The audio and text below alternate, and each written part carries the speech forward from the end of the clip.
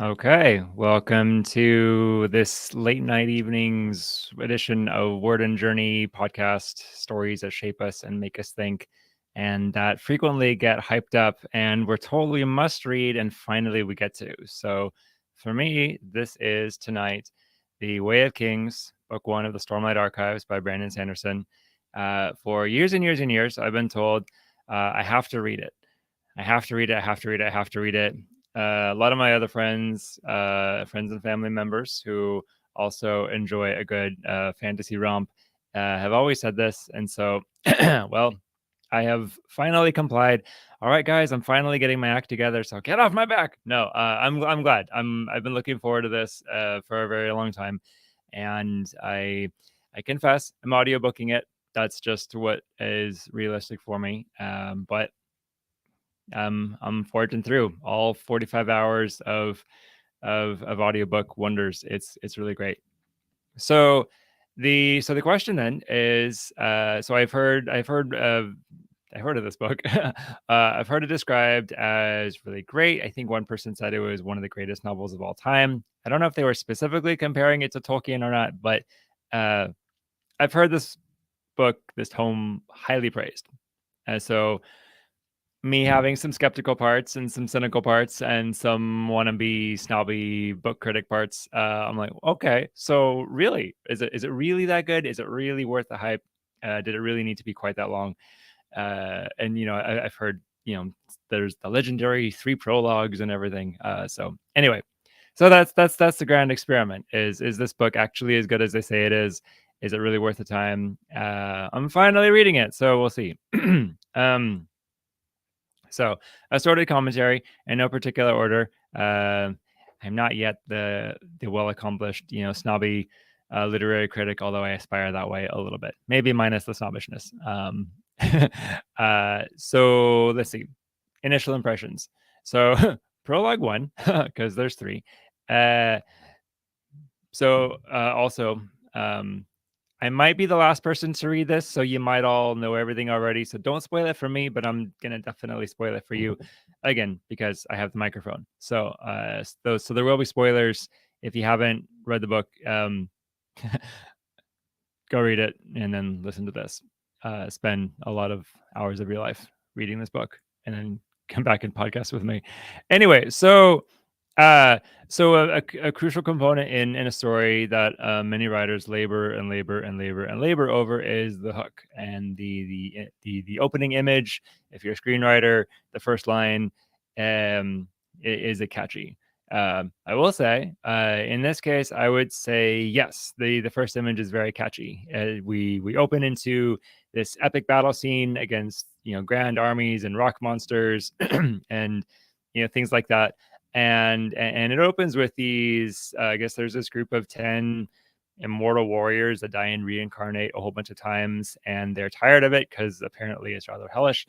And so the opening scene is them abandoning one of their number to eternal flames while they all walk free. Which starting a story off with the betrayal. I mean, that's like, whoa, that's rather riveting. It's like I work with this sort of stuff in real life. It's not fun. It's quite painful. So I'm like, whoa, that's gonna come back in a bad way, I'm sure. So really good foreshadowing. Okay, so point 1 for Sanderson. It's a good opening, very good opening hook. Prologue number 2. It's thousands of years later, so that suggests a whole bunch of great history, which I do like. I like stories that have.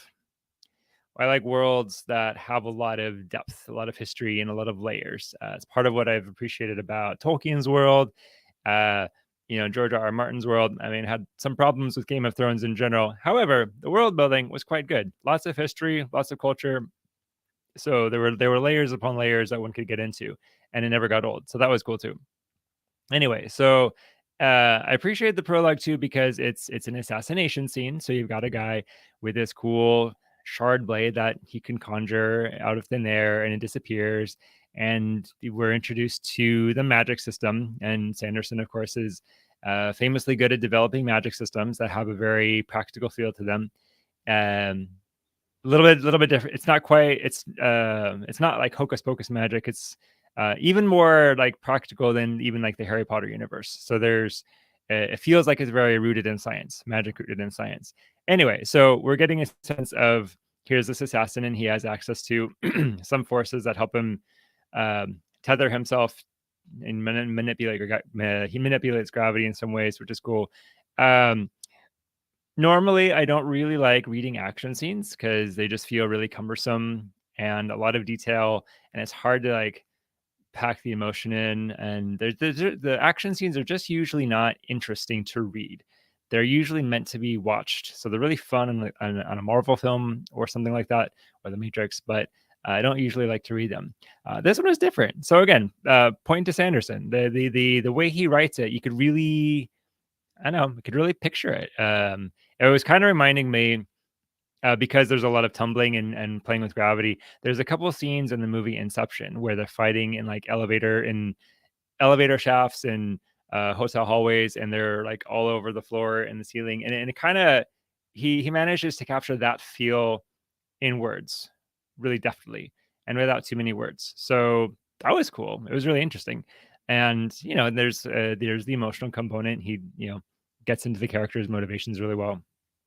So that was catchy. So I persisted down to prologue 3, and this is where prologue 3 is more in current time. It's several years after prologue 2, and here's where we meet a young soldier who's been drafted into the army, and this one was done really well, I think, in that. We got into it was a very embodied experience of here's this young soldier and he's afraid and he's pissing himself and he's really nervous, and he's the young guy getting brought into this company, and they're welcoming him and everything, and there's a fearless leader, Caladan, that they're looking up to, and of course everybody dies because that's just it's tragic, but uh but all that to say, there's a high like emotional component there. Part of what Sanderson's able to do is build a really good emotional connection with the characters, which I would say is essential. Again, I am drawn to the character-based stories that get into a person's life because I mean, you read a book, it's like developing a little mini relationship. Figure it's a good story if when you're done with it, you feel like you broke up with somebody and you're that sad that you have to say goodbye to the characters. So there's traces of that going already. So I would say prologue number 3, point Sanderson. It's very good. I'm interested so far. So then we get into the actual story, and we're in the audiobook, we're several hours into it already. So that's good. So in the actual story then, so now we're following two main characters. We're following a young man in his 20s named Caladan. He was I'm inferring a medium to low ranking officer in the army. He had troops under him. He was really good at what he did, and he was really good not only at fighting but also at bringing people into his command. He's presented as this character who is a really good fighter, but he's also really caring, and he's able to spot the weak and the vulnerable, and care for them. And he's lost people in his life. He's lost family members, lost a younger brother. So there's a grief component to him, which I find interesting in a character because there's emotional turmoil that he's working through. We find out at some point in his backstory, his dad was a surgeon. He was being trained for medicine. We see one of the as he's taken as a slave, and he's stripped of his weapons and stripped of his power. He still has a lot of knowledge of herbs and healing and everything, which is a fun contrast in writing a good character, having them be good at more than one thing, which coincidentally makes people interesting too when we're good at more than one thing. Who knew we could have more than one aspect of our personalities be real and true and genuine? So he's this interesting character, and definitely interested in following him more. On the other end of it, we meet Shalan. She's a young woman, late teens, early 20s, late teens, I think. She's from a noble family, but a more obscure, lower power, lower family. and she is eventually her parents have died. Her brothers are kind of a mess, and she's the youngest, and so she's set sail to embark on a desperate plan to save her family. Her idea is to try to become a student of, I believe it's the king's sister, one of the most powerful women in the kingdom, who's also a heretic. And I don't completely know what that means yet, but I mean that's interesting, I think.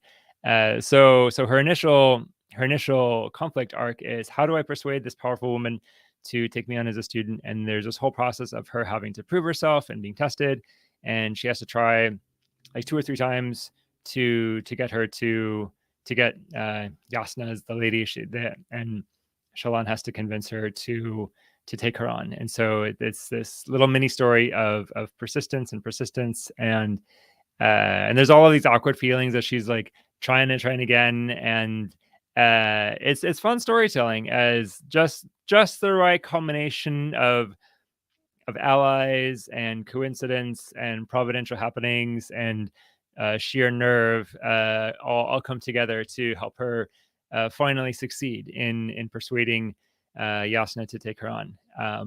But as we go, though, we find all is not all is not innocent in there. There's so related to the world building. Um, there's this tool called a, I'm trying to remember the jargon. I believe it's a soul caster. It's this tool by which one can transform one material into another. So theoretically, you could transform common materials into very precious ones. And Shalan, coming from a very poor kingdom that is on the brink of ruin, is interested in having that sort of resource to generate more resources to save her family. And it turns out that her the mentor that she wants has a very large one, has a very powerful one. So we find out Shalan's goal is not to become a student; it's to become a thief. She wants to steal the soul catcher and bring it back to her kingdom to save her family and everything. Um, so so it's a heist novel, all of it. That was a little bit of a surprise. So so those are our characters, and that's our conflict. And let's see, other sort of thoughts. So again, just on a writing level, I am finding it really interesting, and I'm finding it to be good writing. So the writing and the reading experience of it so far is living up to its hype. I've never actually read a Sanderson novel before, so I'm obviously I've heard of him very much, and I've enjoyed the Writing Excuses podcast. So I've appreciated him as a speaker, but I never yet read one of his books. So far, I'm enjoying it. I'm impressed. There is a world building flair that is really great. The world's really interesting. There's a lot of little features of the world that make things really believable. Um, the presence of storms are a big thing for them. Stormlight, it's a special kind of light that fuels their magic. Their currency is little gems in little cubes. That's kind of interesting. There's this thing with the women where they always have to have one hand covered. I mean, who knows why, but it's just like, oh, okay, interesting random customs. That's kind of cool. There's these little creatures called Sprin that show up. They're sort of like fairies, sort of like flies. They're kind of harmless, and there's different kinds that show up for different things, and nobody seems to know what they do, and they don't seem to really do anything, except for one who becomes sentient and becomes Caladan's companion. It's kind of interesting. So it's sort of like a Peter Pan Tinkerbell combination. That's kind of fun. So the world building is really good, I'd say, and the plot is really interesting. There's some pretty well outlined conflicts and pretty well outlined goals. So, I mean, I'm not bored with it. I'm definitely wanting to get to know it more. I'd say though, and this tends to be where I land. Like what's most interesting for me are the characters. Um, Shalan, she's really interesting. She's embarking on something really ambitious. She's apparently made the inner journey from being this really shy, insecure person to now embarking on this really outlandishly outrageous, bold, audacious venture. with a high probability of failure. Um, I don't know. There's just something kind of interesting and compelling about that. It kind of raises a question around again what is true heroism. She's aspiring to be a thief, which we could say that's not really noble. So like, is she really a hero, or is she just kind of a scoundrel? A very well educated, classy scoundrel. But then we could also say, but she's doing it to save her family. So it invokes the Heinz dilemma, a famous moral conundrum. Would you do a bad thing or a morally evil thing to accomplish a greater good? Is it okay in that case? Does the end justify the means? It's a fun ethical question, and the philosophers could have fun with that one. I think. Oh goodness, what would I do in real life?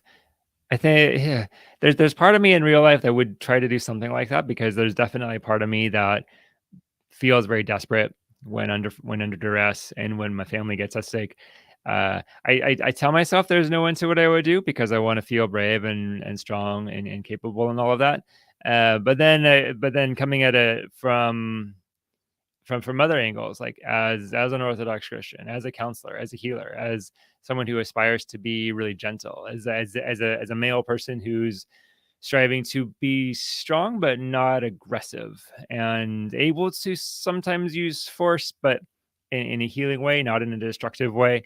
Um, I that part of me would say, no, better to not steal or to violate people's rights or to harm people, even to save my own, because ultimately that might create good for me, but it's creating harm for someone else. And so that just shuffles things around in a way that doesn't actually heal anyone or heal any systems. So Shalan, the character, presents us with an interesting ethical conundrum. Again, I haven't read very far into the book yet. I'm only about 6 hours into it. So I don't know where this is going to go. I can imagine her pulling it off and that being part of the arc, or getting caught, or changing her mind. There's a whole bunch of different fun ways that could go. And so you who all have read it before and know what happens are maybe like snickering at me for not knowing, but that's okay. I'll catch up to you. Cut me some slack. uh, yes. Caladan, he's an interesting character. After losing the battle in prologue number 3, he's taken as a slave. He tries to escape a bunch of times. He comes up with this idea for an assassination attempt on his slave master that doesn't work. So on he ends up rejoining the army, not as a soldier this time, but as part of a bridge crew. And again, world building feature. I guess the battles happen on these plateaus, up in these mountains, and they need bridges to get across crevasses. And they have crews that run around with the bridges and put them down and everywhere. And so it's a very strenuous job, very dangerous job. People get shot and killed all of the time. He's on bridge number 4, which apparently is the most unlucky of all bridges, and it's a wonder that he survives at all. I think by between when he starts there and when some story stuff starts to happen, several months go by, and like everybody in his original crew dies. So it's that kind of thing. And he goes through a lot of despair, which seems to be a feature of some fantasy novels, where you have your hero, you meet him or her, and there's some initial cool stuff, adventure, something tragic happens to get the story started, and then they go through this initial period of like despair and loss and floundering.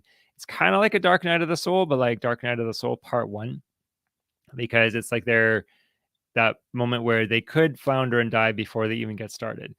Different than like the fullness of the Dark Night of the Soul later, when they've been trying some stuff and growing, and there's been hope, and now hope is dashed completely. So it's an interest, interesting conundrum. Yes, let's see. Caladan's interesting in the way that he's in this very violent world, but still manages to hold on to himself in a little way. Granted, he goes through a period of like internal devastation, which we all would if we lose everything and we think we're about to die and we've lost all purpose and meaning and we're just floundering and he's exhausted. So yes, it makes sense that there would be some despair. what's so there's this turning point where he's about to jump off a cliff. His companion Sprint shows up, and they have a moment, and he changes his course. And so where I've left off, and this is as far as I've read, is he's decided to invest in his bridge crew. Somehow he got made a bridge crew leader of his bridge, which is probably which apparently is not intended to be a long-lasting thing because everybody dies on these bridges. But how it's been so far, because it's so hard and so hellish and people die so quickly, nobody cares about anybody else. Nobody learns each other's names, because why bother? You're just going to die, which kind of makes sense from a really broken standpoint. But the turning point seems to be where he decides to see his men, get to know them, get to know their names, and then just where I left off was where he was starting the process of now investing in them, now getting them to want to better themselves and to train. And I haven't read beyond there, although having read other stories, I can kind of see where this is going to go. Probably he'll invest in them, and slowly by slowly there will be this upturn, and he'll start to like build up a following in an army and stuff, which I can't remember if this is more like training montage or more fun and game section of the outline, but it's that sort of thing. Another really great example of this that I enjoyed was in the Red Rising trilogy, in Red Rising Book 1, where Darrow he's at the institution. He's at the institute. It's this whole planet dedicated to training war games, and he has his first house, and then drama happens, and he loses it, and he ends up being stabbed and left for dead in the wilderness. And he gets rescued, and he starts to assemble, kind of Robin Hood style, this band of ragtag renegades, the other losers from the other houses, and he puts together his own army. And eventually he wins and everything. So it's that sort of thing, which again, as a storytelling device, I really appreciate. It's the hero's rise to not fame, rise to thriving in a sense. Or it's that story of I'm little by little accomplishing a great thing, or little by little I'm overcoming great odds, which is great. And I think we need stories like that to help us understand life in a way. There's a lot of obstacles we face, and there's a lot of ways that we might hope that we can just like charge into the castle and slay the dragon or slay the evil queen, and everything will be better. But there's a lot of training, there's a lot of work, there's a lot of ordinary moments, there's a lot of the slow build where I don't get everything all at once. I don't get my success all at once. I don't achieve my heroism all at once. I have to work. I have to start small. I have to, again, see the humanity of the ragtag people on the margins, and make friends with the outsiders, and gather the remnants, gather the scraps, essentially, and kind of make my own thing. It's kind of this way of ordering chaos in a way, coming in from the outside, which ends up being an agent of chaos in the rest of the story, because inevitably this hero disrupts stuff, subverts something, takes over some authority somewhere. So it ends up disrupting the system, but he does that by creating his own new system, which I know it's a fun storytelling device. I enjoy it. And that seems to be part of what's going on here in Sanderson's novel. So that's cool. Anyway, so I'm gonna wrap it there, because that's as far as I've read, and that's all I have to say. Believe it or not, Reese has run out of things to say. So I will still be reading and listening. I have purchased the audio file, so I'll charge through it. Love to know your thoughts, your favorite characters, things that you enjoy about the story, your critiques about it, because as much as I have heard Sanderson highly praised, I've also heard him sharply criticized too. I'd love to engage with you on both sides, because it's just a really interesting thing. Anyway, thank you for joining me. I am going by the pseudonym Moses Bernabe as a writer, and this is the Word and Journey podcast, The Late Show.